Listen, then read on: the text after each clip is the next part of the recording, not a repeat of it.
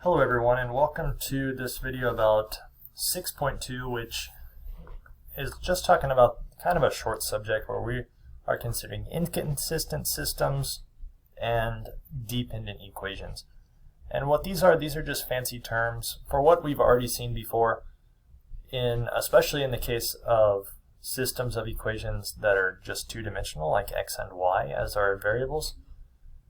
It's possible to have basically three cases, if you think about it. And we will have the same three cases no matter how many variables we have, which is, it's possible to have a system of equations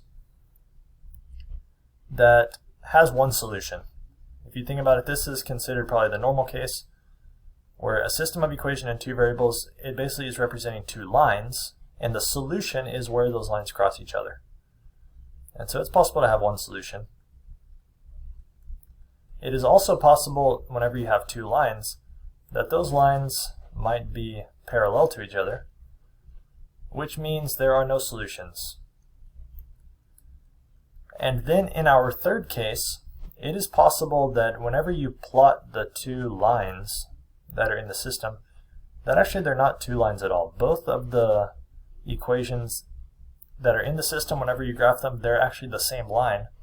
And so there would be, in this case, infinitely many solutions.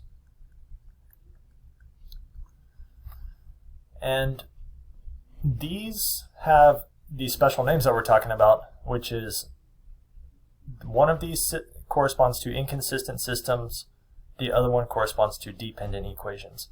And so let's think about what it means inconsistent systems. Inconsistent systems, this is one where the reason why it's called inconsistent, if you think about it, things that are not consistent, they don't go together. And so an inconsistent system, this would be the situation where the system has no solutions. And the reason for that is, especially whenever we are writing down the matrix, you will see that this will come up in the case where, for the matrix, maybe one of the rows looks okay, there's nothing wrong with it, but then we have a row that has something very peculiar about it. Maybe looks like this or something. Whenever we get here, we will notice that this row, what this means is that 0 equals 3. And that, of course, is impossible.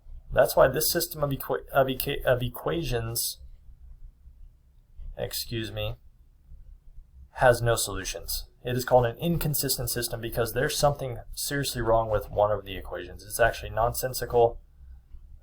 This one is an impossibility. And since it is impossible, we will say that there are no solutions. If, on the other hand, something is talking about dependent equations, we could define that term of dependent equations. Equations are dependent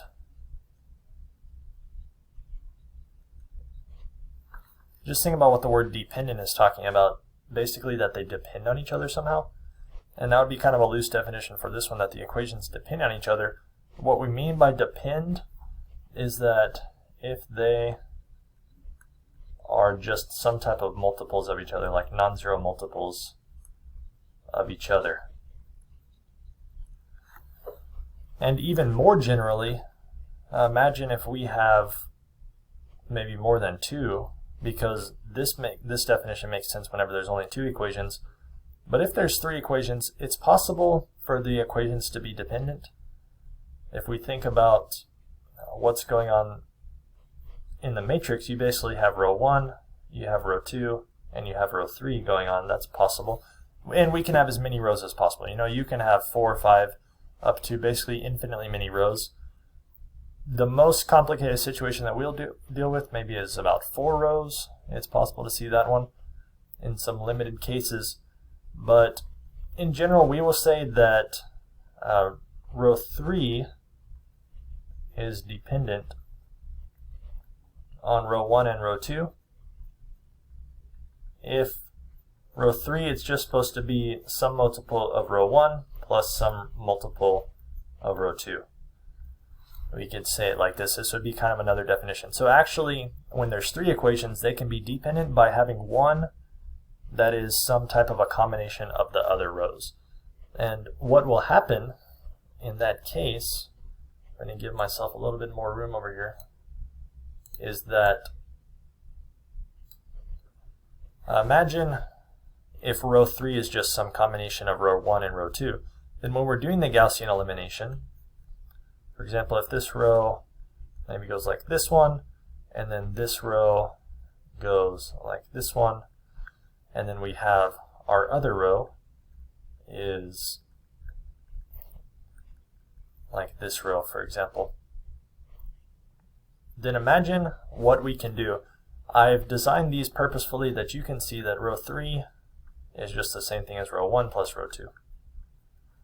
So if we actually did an elementary row operation where we just did row 3 minus row 1, and then we took basically that result and we also want to subtract row 2, then what are we going to end up with?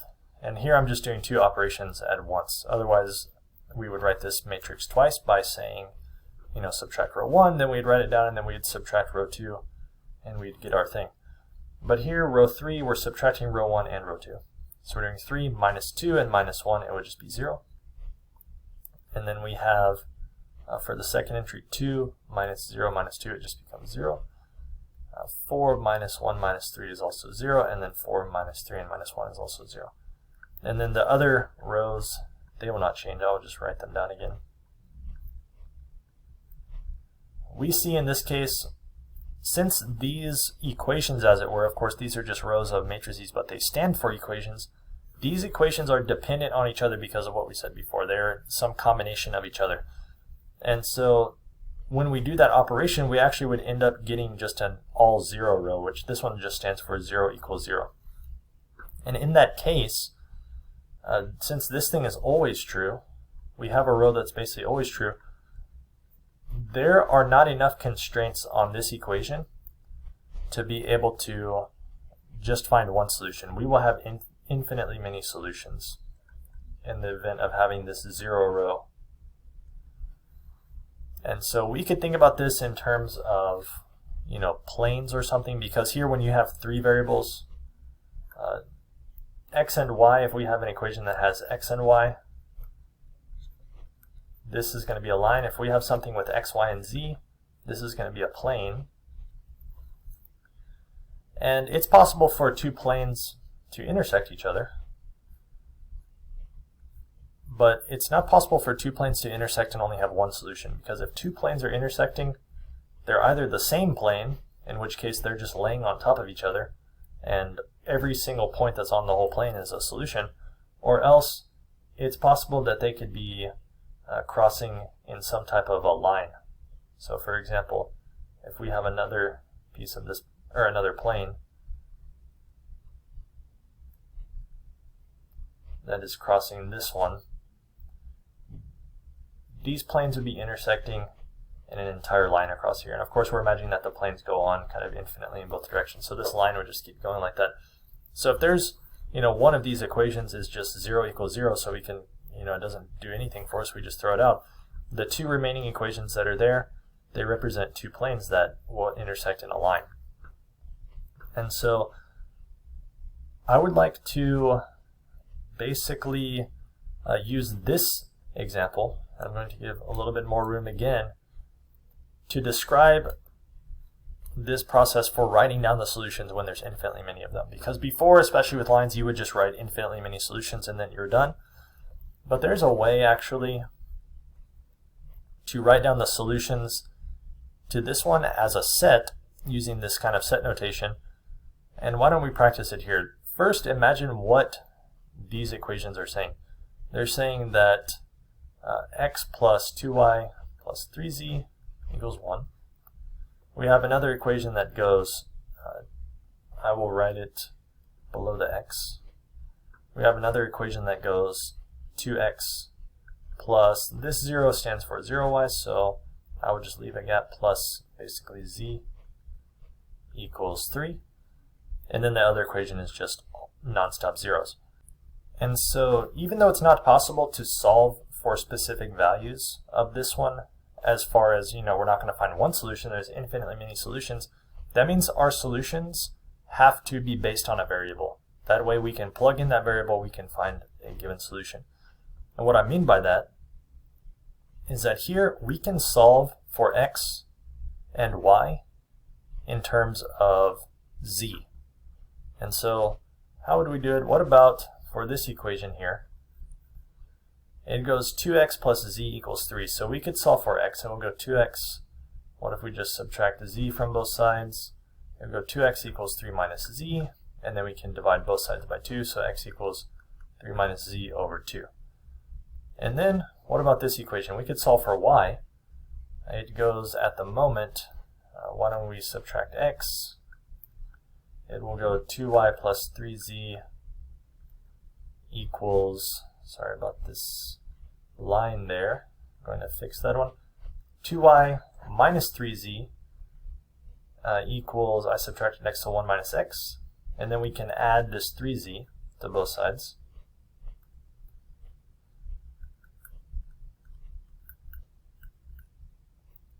And this will go 2y equals 1 minus x, and then plus 3z. And then we can divide both sides by 2. I think we can go ahead and do it at this stage.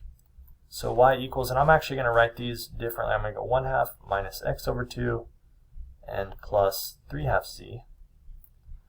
And then we actually found something already for x that had z. So if we plug that one in for this x over here, it will go y equals 1/2 minus, and then we had that thing 3 minus z over 2, and then that's all over 2 because we plugged in for x, and it goes plus 3/2 z.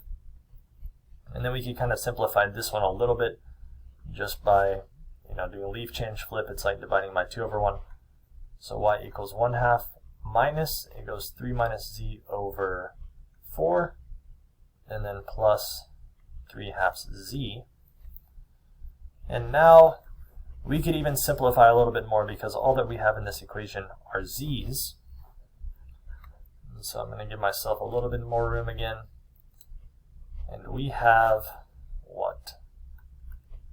I'm just going to write these all as different fractions. Minus 3/4. And here my intention is to distribute this negative to these things. So it should go plus z over 4 and then plus 3z over 2. I'm just rewriting this one as a fraction because I'm anticipating trying to find a common denominator here. And of course we can do it. If we multiply this one top and bottom times 2, we multiply this one over here top and bottom times 2, we have what? 2/4 minus 3/4, also plus z over 4, and also plus 6z over 4. And then all together finally we can find this one. It's all going to be over 4 for sure. Here, what about the 6z and the z? That will make 7z. And then it goes 2 minus 3, which is negative 1. So that's actually y just in terms of z as well. So we got y equals 7z minus 1 over 4. And now, if we just use z as our variable, we could describe all the solutions in this way. We will say this thing, which we can call it whatever we want. I call it S for solutions. This will be the solution set. This is going to be the set of all the points that go. See, I would want to write x, which I will just write it, x, y, z, such that here there's not anything good to write on this side. But what if we say, in this case, that x equals 3 minus z over 2, y equals 7z minus 1 over 4, and then z, it can just be any real number. It's not constrained by anything. And so this set, it actually would be possible to write it in a much better way where we don't have to do this thing that we did on this right side that doesn't look too nice. We can just say that it is the points like 3 minus z over 2 because that's our x point. The y point goes like 7z minus 1 over 4, and then we are just free to pick anything that we want for z. And then we can just say such that z is a real number. And this is the most principled way that we can write the solution set. So instead of just saying infinitely many solutions, this actually gives us an idea of how to find some of those solutions. So for example, if we wanted to find one, we can just say, what about if z was 1? Then we will find a solution because we can plug in 1 for z right here and go 3 minus 1 over 2. We can plug in 1 right here and go 7 minus 1 over 2. And then we're plugging in 1 for z, so 1. And then we could simplify this one a little bit. And just scoot up one last time. This will be the point 2 over 2, 6 over 2, and then 1, which we can simplify a little bit more, 1, 3, 1. This would be a solution, one of the solutions. And so that's why we would like to write it this way. Now we have basically a formula for the solutions. This would be one of the infinitely many, one of the infinite solutions. And that's how you would do it. So you'll basically be responsible for being able to recognize the fact that a dependent equation situation has infinitely many solutions. The inconsistent systems have no solutions. You should recognize those from the way the matrix looks with either a 0 row or else a row that is never true. But anyways, that does it for 6.2. Thank you guys for watching. See you later.